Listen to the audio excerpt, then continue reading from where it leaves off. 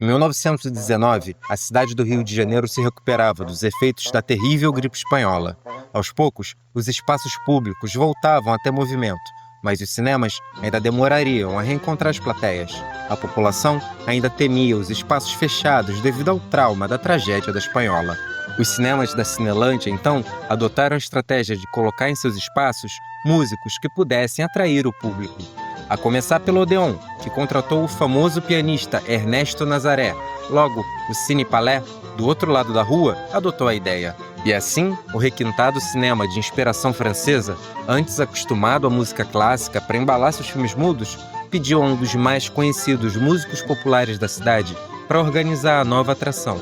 Se tratava do flautista Alfredo Viana, o Pixinguinha, e seu conjunto com artistas negros e renomados nos carnavais e noites cariocas fez o Cine Palais lotar novamente, com direito a engarrafamento na Avenida Rio Branco, presença de políticos ilustres como Rui Barbosa e até o pianista que tocava no concorrente corria para lá, assim que terminava o serviço, para ouvir o Pixinguinha com seu grupo.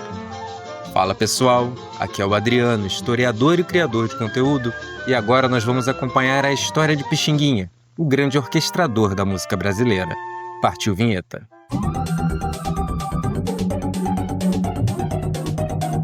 Ô Pixinguinha, nesse nosso começo de conversa, eu gostaria também que você nos contasse como foi que você começou a mexer com música, porque você mexe com música, é uma pessoa que mexe com música há tanto tempo, e esse é um dado realmente pouco conhecido seu. Você quer escrever um livro, é?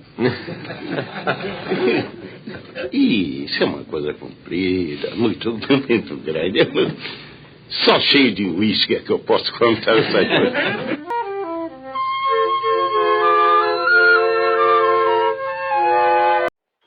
Em 1897, nascia no subúrbio carioca o menino Alfredo da Rocha Viana Filho. A data que ficou consolidada foi a de 23 de abril, dia de São Jorge, e também Dia Nacional do Choro, depois dos efeitos da existência dele mesmo, Alfredo Viana, o popular Pixinguinha. Mas pesquisas recentes do estudioso Alexandre Dias encontraram registros apontando que a data correta teria sido 4 de maio daquele ano. Em todo caso, o garoto tinha o nome de seu pai, e esse nome já era conhecido entre os músicos populares da cidade, conforme foi mencionado no livro O Choro, do memorialista Alexandre Gonçalves Pinto, também chamado pelo apelido de Animal, e isso muito antes do Edmundo. Alfredo pai era flautista nas rodas de choro da cidade, mas vivia mesmo do seu trabalho na repartição geral de correios e telégrafos. Alfredo Filho guardaria as recordações das reuniões de músicos promovidas por seu pai, quando menino, e já na hora de dormir, ficava de javô para apreciar o quanto mais pudesse daquelas músicas. Eu ficava a noite toda acordado, apreciando eles tocarem. Todo mundo ia dormir, os outros, meus irmãos. Eu ficava apreciando. Eu, como mais moço, ficava apreciando eles. Tanto que os professores, os mais velhos, eles não gostavam de ver criança acordada até tarde, não, sabe? No meio deles, porque eles ficavam meio chumbados, cheio de cerveja aí. A família Viana se mudou para um casarão no Catumbi, onde o seu Alfredo alugava quartos para os seus amigos músicos. Entre esses inquilinos da chamada Pensão Viana estiveram artistas como o Senhor, que ainda viveria uma certa rivalidade com o menino Alfredo no futuro, e Irineu de Almeida, que veio a ser professor de música do garoto. Por volta dos 11 anos de idade, o menino já demonstrava aptidão para a música por meio do cavaquinho. O pai passou a permitir que o acompanhasse nas reuniões musicais. Logo, o garoto decidiu que queria tentar um instrumento de sopro, pediu uma requinta, mas como isso exigia um alto custo e era de execução complexa para um iniciante, acabou recebendo uma flauta, muito simples, feita de folha de Flandres. O menino se mostrou muito habilidoso com a flauta. O pai, também flautista, seguiu com entusiasmo os conselhos do seu colega, Irineu de Almeida, de colocar o garoto para estudar música. Nessa época, novas possibilidades para músicos negros estavam sendo conquistadas no recente mercado fonográfico e até mesmo nos salões da música clássica. A exemplo de Patápio Silva, um dos artistas mais vendidos no comércio de gravações e o flautista mais notável do Instituto Nacional de Música. Patápio, inclusive, sofreu episódios de preconceito e inveja nessa sua trajetória, mas nada disso foi capaz de esconder o seu talento e nem a flauta, que era o prêmio do concurso vencido por ele, que alguém furtou do Instituto. Temos um vídeo aqui do canal contando toda essa história. Vou deixar o link na descrição. E já está mais do que na hora de chamarmos o menino Alfredo de Pixinguinha. A origem desse apelido possui diferentes versões. Seria derivado da palavra pizindim, menino bom, em um idioma africano, forma a qual era chamado por sua avó ou sua prima Eurídice. Ou ainda viria do termo bexiguinha, que se referia às marcas no rosto deixadas pela varíola, na época chamada de bexiga. Em todo caso, Pixinguinha, já na sua adolescência, passou a fazer parte dos círculos profissionais da música, sendo convidado para ingressar no conjunto Choro Carioca, de seu professor Irineu. Assim, começou a tocar na noite e também iniciou nas gravações, ao lado de dois dos seus irmãos, Léo e Otávio, esse último mais conhecido pelo apelido de China. Em 1911, gravou pela primeira vez o choro Nhonhô em Sarilho. A essa altura, Pixinguinha já tocava com uma flauta de alto nível, da marca Barlacina e Biloro, que tinha custado a bolada de 600 mil réis, que o Alfredo pai mandou importar para o jovem músico. No mesmo ano, Pixinguinha passou também a fazer parte do rancho carnavalesco Filhas das Jardineiras. E foi nessa atuação no Carnaval Carioca que conheceu dois nomes que viriam a ser muito importantes no samba, além de grandes parceiros musicais, Donga e João da Baiana. Logo, Pixinguinha se tornou um artista cada vez mais requisitado nos espetáculos da cidade, fossem teatros, cassinos, casas de chope e por aí vai. Já em 1914, Pixinguinha se consolidou como uma das sensações do Carnaval Carioca, graças ao seu novo conjunto carnavalesco, o Grupo do Caxangá, inspirado pelo recente sucesso da música Cabocla de Caxangá, de melodia de João Pernambuco e letra de Catulo da Paixão Cearense. O contexto musical da época era de valorização de temas sertanejos e nordestinos, então o Grupo do Caxangá se apresentava com chapéus de palha, e cada um dos seus integrantes adotou por apelido os nomes citados em Cabocla de Caxangá. Nesse ano, Pixinguinha lançou sua primeira composição, o tango Dominante, que seria gravado pela Casa Edson em 16. No carnaval seguinte, o lançamento do samba pelo telefone em disco abalou o mercado fonográfico e o mundo do samba. Donga foi alvo de reclamações e provocações, e nos próximos anos aconteceram duelos de samba entre Senhor e os artistas ligados ao Pixinguinha. Senhor lançou o samba Quem São Eles, em 1918, gravado por Baiano. Quem são eles? Quem são eles? Diga lá e não se aveste, ai, ai. A resposta foi lançada no ano seguinte, com letra de Pixinguinha e China, que também ganhou a voz de Baiano. No tempo que tocava flauta, que desespero. No tempo que tocava flauta, que desespero. Eu queria dar já nota, custa dançou no Rio de Janeiro. A treta musical foi muito além desses versos, mas era do jogo. Uma disputa por legitimidade não significava maiores consequências para esses artistas, além de provocações em samba. Nesse tempo, Pixinguinha compôs o choro 1-0, inspirado pelo primeiro título da seleção brasileira, a conquista do Campeonato Sul-Americano após a vitória na final contra o Uruguai, pelo placar que dá nome à música. A cidade do Rio de Janeiro, enfim, se recuperava do devastador surto de gripe espanhola. O Cine Palais, quando foi reaberto, pediu para Pixinguinha, que já tocava lá, para organizar a nova atração musical que pudesse fazer o povo esquecer o medo de locais fechados. Nascia assim um conjunto batizado pelo gerente do cinema, Isaac Frankel, 8 Batutas.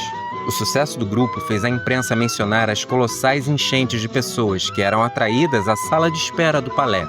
Além das manifestações de preconceito, que diziam ser um escândalo a presença naquele salão requintado de um grupo de música popular, usando trajes nordestinos e contendo 4 negros.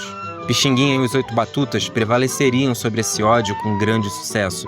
Entre o público que conquistaram, figuraram pessoas ilustres como Rui Barbosa, Ernesto Nazaré e Arnaldo Guinle.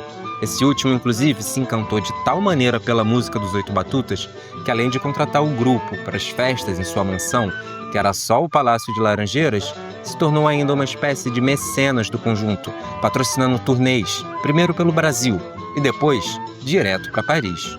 As apresentações dos 8 Batutas na Noite Francesa foram um grande sucesso. Pixinguinha, diante do apelo conquistado no público parisiense, foi até mesmo convidado para ser garoto propaganda de uma marca de bebidas. Estava lançando uma cachaça, com seu rosto no rótulo.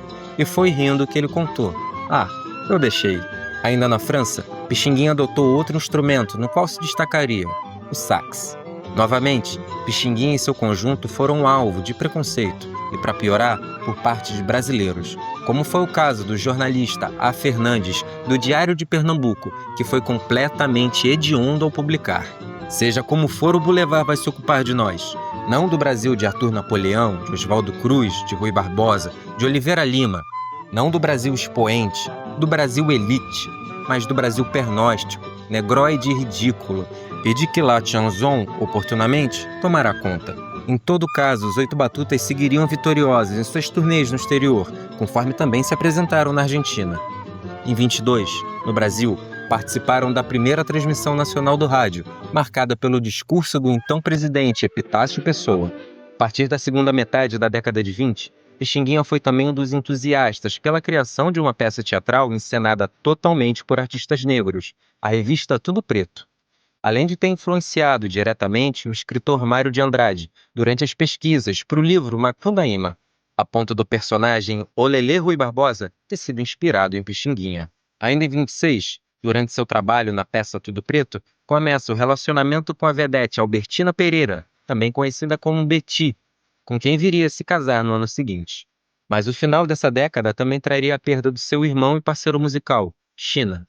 Pixinguinha lançaria 2 dos seus choros mais conhecidos, Lamentos e Carinhoso. Na época, passaria a conviver com algumas críticas sobre ter influências da música norte-americana em suas composições. Esse tipo de crítica foi muito comum no meio musical, quando artistas célebres em determinados estilos nacionais manifestavam qualquer influência de gêneros estrangeiros. São acusações geralmente irrefletidas e um tanto chauvinistas, especialmente no caso de Pixinguinha e do choro, uma vez que esse gênero musical foi constituído pela influência de diversos estilos estrangeiros, como a polca, o scotch e a mazurca, e no Rio de Janeiro foram adaptados por músicos populares, em um estilo próprio. Opa, a mulher! Polca executada por Patápio Silva, pra casa Hector, Rio de Janeiro. Escutem só que choro gostoso. Em 29, Carinhoso venceu um concurso promovido pela RCA Victor, que valeu a Pixinguinha o trabalho de orquestrador da gravadora. Pesquisadores como Sérgio Cabral e Pedro Paulo Malta apontaram que esse trabalho permitiu a Pixinguinha realizar uma transformação na indústria fonográfica brasileira. Anteriormente, os maestros estrangeiros das gravadoras produziam orquestrações muito pouco identificadas com os sambas que deveriam tocar. Coube assim a Pixinguinha o feito de abrasileirar as gravações nacionais, e é por isso que os estudiosos atribuem a ele o papel de grande orquestrador da música brasileira. Podemos exemplificar essa influência de Pixinguinha pelo arranjo de músicas icônicas como Taí, Cidade Maravilhosa, Boas Festas e Alalaô. O primeiro contrato de Pixinguinha como orquestrador foi resgatado pelo pesquisador Tinhorão, depois de quase ter sido jogado fora pela gravadora. Este contrato que aqui está, histórico, que é o primeiro contrato de um maestro brasileiro especializado em fazer música para ser popular brasileira, para ser gravada em disco e vender no mercado. Este contrato foi encontrado numa lata de lixo da Victor na década de 80.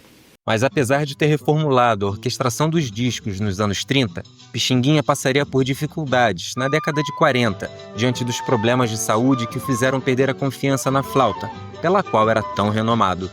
As dívidas se acumulavam impiedosamente, quando artistas como Benedito Lacerda e Almirante convidaram para novos trabalhos. Com Benedito, gravaria novamente, acompanhando a flauta do colega com saxofone. Enquanto ao lado de Almirante, participaria dos programas de rádio do então memorialista da música nacional, que foi cantor nos tempos de Noel Rosa.